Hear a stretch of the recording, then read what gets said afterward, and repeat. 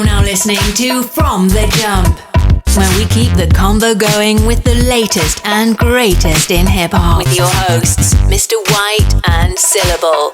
They tell it like it is. From the Jump. Welcome to a podcast about all things hip-hop called From the Jump. My name is Syllable, and this is Mr. White. Yo, how you doing? How y'all feeling today? So we're going to talk about a lot of different things, but we have thematic structures, and the name of this podcast is called From the Jump, which means from the start and from the beginning. And it's not a term that you're going to find used very often at Starbucks coffee shops. A lot of this comes from street culture. A lot of this comes from specific regions where that's just what we say. And we all have different backgrounds coming from different areas, but, we both personally relate to that as being not just a phrase or a saying, but a representation of some of our background, some of our history, and how we grew up. Most definitely. I mean, from the jump, what it means to me is just, how we started. And, it's important to kind of look back and, understand what got us to where we are now. But also just, drawing those correlations and really, sticking true to our roots. And, I think it's a lot of things that sometimes we want to separate from each other, but there's more similarities than we know. Yeah. And I think it's not necessarily specific only to hip hop culture, saying from the jump, but it is definitely intersecting with a lot of hip hop culture. And so both of us really love hip hop. Both of us are hip hop artists and release songs, and we've gone to shows and grew up with that in our lives. And so we're going to be discussing different elements of hip hop and rap. And, I think some of the questions that a lot of people ask in popular culture is hip hop dead? And it's not just a Nas album. It's more like, is hip hop can't die, man. Is hip hop dead? Has it been replaced by pop culture icons or gimmicks? Is hip hop still alive? What does hip hop culture really mean? I mean, I think that's kind of the biggest fallacy, is that hip hop is dead, because at this point it's so ingrained into people that, to be honest, like with a lot of American things like hamburgers and hot dogs, I mean, it's part of being an American now, right? And I mean, I think it's so ingrained in the society that people kind of feel like it doesn't exist, but I think it's just so prevalent that you don't have to separate it anymore. Like, it used to be a thing where it was like kind of niche to be hip hop. Now it's like, everybody's into it, right? And I think that, the culture won't ever die. And, as rappers, we really focus on the music side of things. And I think that that's kind of the part of hip hop that we represent. And, I think talking about hip hop being gone or dead is like being a dead horse. It's not going anywhere. It is something that now is proliferated to the point where it just exists, right? And then it's everywhere. It's not something. Yeah, absolutely. It's not. It's no longer just a specific thing to New York City or 1920 Sedgwick Avenue and DJ Kool Herc. This is actually something that is spread to all countries. It's crazy how many different places you can find hip hop artists now that love it. But the thing is that there's different elements of hip hop culture. There's battling, there's freestyling, there's graffiti, there's breakdancing, and of course there's rapping. And for us, we're going to focus specifically on the rapping section of hip hop culture, the techniques, the understanding of that, what's going on with the latest news, as well as, our opinions about who's coming out, what's hot, why is that, what is that reference to the old school, what does that call back to? So that's part of what we're going to cover during this podcast. Yeah, and then just stuff that gets on our nerves as well, or just things that people, they sometimes they're afraid to talk about what's actually going on in the music. They just want to kind of gloss over it, talk about what's hot, what's not. We're going to really dig down and try to decipher some of this music for you. Because, I think that the perspective is that, new music or old music, it's better than the other. It's not really like that though. All music has a place for its listeners, and we just want to have some fun with that, and talking and discussing, what we really feel, the how the music touches us, how it influences us, how it Exactly. influences everybody else out there listening. Exactly. So how did you get into hip hop? What was kind of your first entry point? Well, when I got into hip hop, and I think this is a very interesting question because when wasn't I into hip hop, right? Like from the moment that I can remember listening to music, my brother had NWA on, and he had Scarface, Ghetto Boys on. He had Dre on, and this is just stuff I was listening to in the bedroom, that they had on the stereo, or stuff that they had in their car. And you were All you of were these, from a town near Chicago, is that right? yeah. I was born in Harvey. It's about, let's say, 20 minutes, 25 minutes from downtown Chicago, and Sweet. it was definitely a mostly black area, not suburban for real or anything like that. But like, probably the biggest influence that I had early in growing up was Wu-Tang. And when I was dealing with Wu-Tang, at that time, it was one of those situations where basically I heard their music, but the energy that they had was totally different than what I was used to. And just kind of that group posse vibe where Yeah. everybody kind of punched in, there was no hooks. Like, it was just raw. And that's what made me want to freestyle. Also, I was exposed to the studio culture pretty early, because my cousins had a home studio. So you talking Nice. 6 and 7 years old in the hood, they got a booth, they got high quality condenser microphones.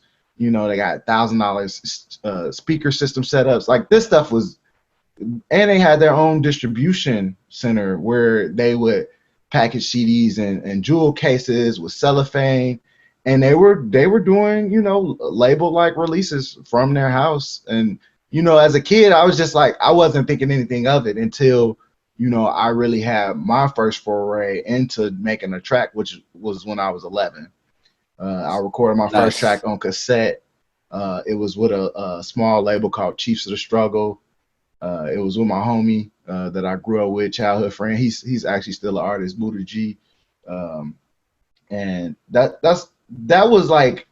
was how I got into it. And for me, it was like, it was just an everyday thing. Like, I never thought about it like, oh, I'm rapping or I'm in hip hop. You always just got in the car and you put on the beats and you freestyle. My brothers Yeah. freestyle, my sisters freestyle. It was a communal thing, and I think that's why I was always like, I just felt like it was a part of me. So it wasn't like something that I had to be introduced to. But as far as rapping, like, and developing that skill as a rapper, that was something that I've been working on even to this day. It's a development process. It's not like, it's something that, just because I was born in a hip hop culture, that don't make me a good rapper, right? That doesn't make me talented at that. It's something that I have had to work on and practice to become proficient with it. So that was kind of my beginnings in hip hop. What about you, Sil? Like, how did you get into hip hop? So I think, I was exposed to it as a young person, even in, I think it was elementary school. I forget, but I heard Warren G and the G'd Up Sound, and it was so catchy, and it was nice. And so I should listen to him, and Eminem's album got dropped, and I felt like that was an instant classic. His first album, I heard it on the radio, but I mean, really, kind of my connection Wow. to hip hop. Really, because from 16 on, I was living in a cardboard box on the streets, and I didn't really have support from my family. I didn't really have anyone else there showing me the ropes or anything. I was self-taught survival skills, self-taught with my interests, my value system, and so I identify with hip hop culture as a place where people with shared interests and understanding that, as KRS One so infamously states, that rap is something you do, hip hop is something you are. And for me, I felt a kinship to Voice of the Voiceless, Africa Bambaataa and Zulu Nation, and the understanding of how community links up with hip hop. And, this is pre P. Diddy era. And I mean, even up to that point, I had still kind of had a passing interest in hip hop. It wasn't something I took very seriously because that's all I saw was the P. Diddy stuff. And that's all that I saw on the radio for the most part. Eminem was an outlier. And the thing is that it wasn't until I was exposed to a more diverse set of rappers and hip hop artists and R&B and Erykah Badu and everyone else that I started to really grasp there was more to offer than what is commercially promoted by the record labels. And that was when I started to truly develop a passion in it.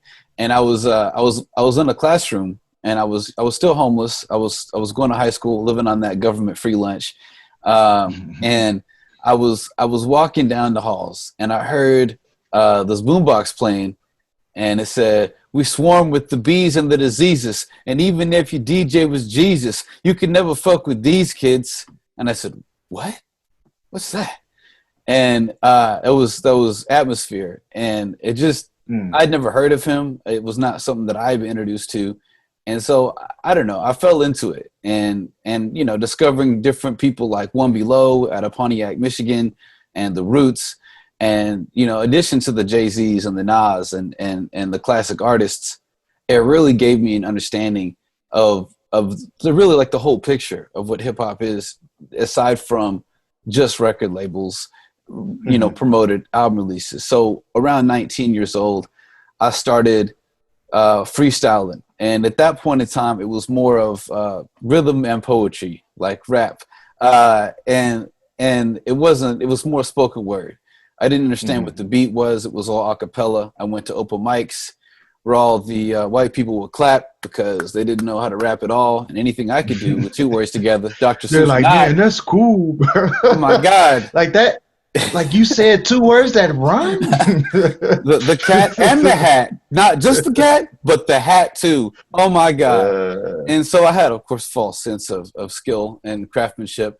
But I really didn't cut my teeth and became serious about rapping until I helped co-host a Tuesday night cypher. And for people that aren't familiar with hip hop culture, for hip hop ciphers, which there are a lot of people that aren't actually.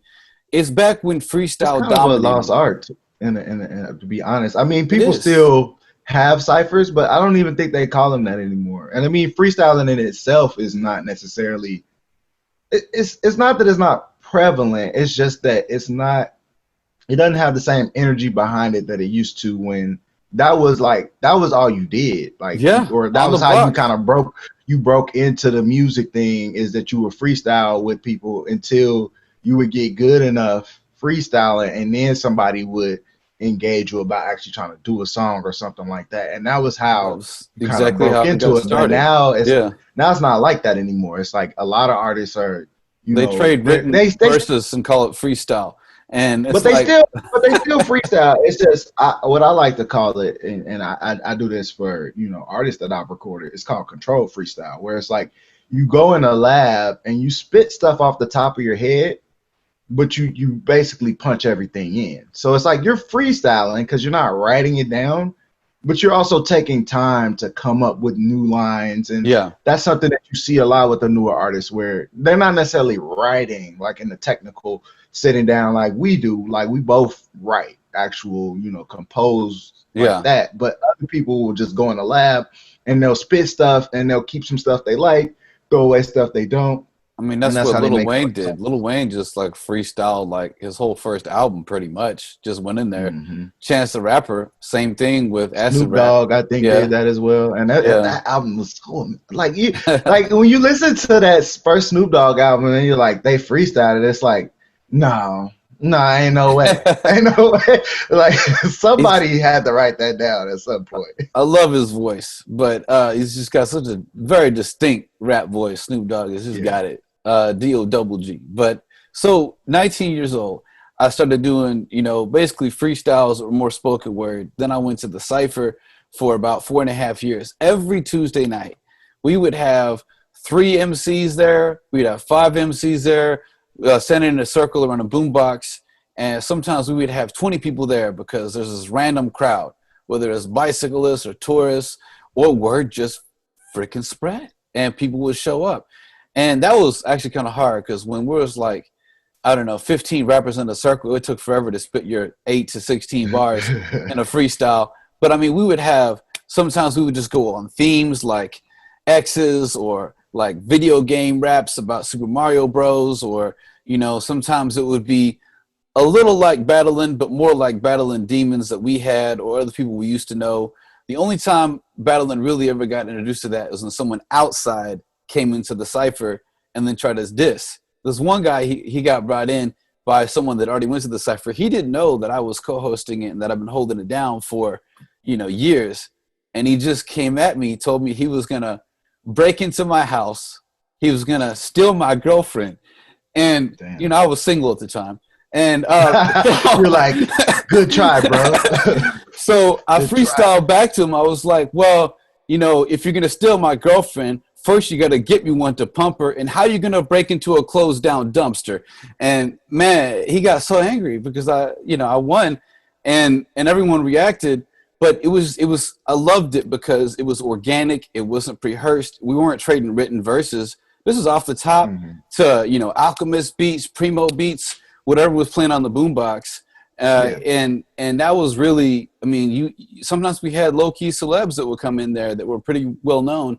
And so that was really, I think, my development into like being a hip hop artist, wanting to really celebrate hip hop as a culture and then the art of rapping was really formulated because what I was exposed to through all the different people that went to that street cipher, their interests, what they like. I had no idea. Some of these people, they introduced me to so much, improved my catalog by, ad infinity exponentials, And it's interesting when you say that, like expanding and improving your catalog. There's definitely artists that you've told me about that I didn't know about, right? On the underground scene and vice versa. And it's like, sometimes, even me, I grew up in the hood. I've always listened to rap music, but that doesn't mean I hear everything, right? Like I've missed stuff or I've checked out. I've had whole eras where I was only into one sound of music, right? So if you would have brought me something from a different style and flavor, and I think that's the cool thing about rap music now. Like everybody, there are a lot of analog artists that sound the same, but really what's happened now is that you have a wide range of sounds that encompass what rap music is. It's like it's not just the boom bap lyrical rapper anymore. Like that's a type of artist. Like, and you could be that artist if you want to, but you could also be, a lyrical trap rapper, like kind of what J. Cole is doing. Like he's changed his style. I thought that was interesting. Yeah, because at first, he wasn't really touching those types of beats. He was doing his melodic stuff still, but he was still rapping over what I would call like cinematic style beats, right? Like where they like a Rick Ross type beat, what I'm saying? Something real like poppy. But then he switched up like hard in the past 2 years and it's just mainly been on trap beats. But he hasn't lost his skill, his talent with the rapping just because he switched the sound of music. And to be honest, I kind of prefer some of that stuff he's doing now. What was that track he released with that one dude that came out like last year or something? You think you turned me on to talking about the JID track? Yeah. The JID. Yeah, he's pretty dark in that one, but lyrically, his skill, his technique. He's spitting. That's like crazy. I've never heard him spit in that style, but he's demonstrating his versatility and he's demonstrating how he can definitely adapt. Just like what is that Snoop Dogg album that came out a few years ago? He went with the kind of ATL trap sound. I was really surprised because I was like, Snoop Dogg? That's cool. He's trying to stay current. I don't know if I heard that one. Stay relevant. Snoop is one of those artists that he's not afraid of, trying new things, venturing out. He's already built his brand to the point. And you could tell that he loves his I feel like I've heard a couple tracks off there. But it's Kool-Aid. Yeah, he's got Kool-Aid off of that album. I think I like 2 or more, as well as Oh Nah Nah. Some good. I was just surprised. He's got some of his 90s era rap in there, but for the most part, he's kind of adapted to post 2000 rap. And I thought that was fascinating. But, you know, you see a lot of artists doing that. And I think that verse with JID for J. Cole was pretty dope as well. That was just like, I've never heard him flex in that particular way. And that was tight.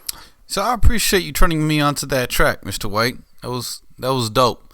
And it's great building with you as always on From the Jump. As we're wrapping this episode up, I just want to remind everyone to tune in next time. So I appreciate everyone tuning in and taking a listen to From the Jump. And, you know, we hope that you keep it real, keep it current from the jump. From the jump, absolutely.